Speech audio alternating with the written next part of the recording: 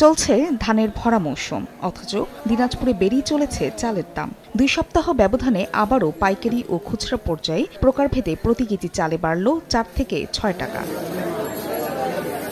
বরাবরের মতো মিল মালিকদের অজুহাত ধানের দর বেশি, এর প্রভাব পড়েছে চালের দামে।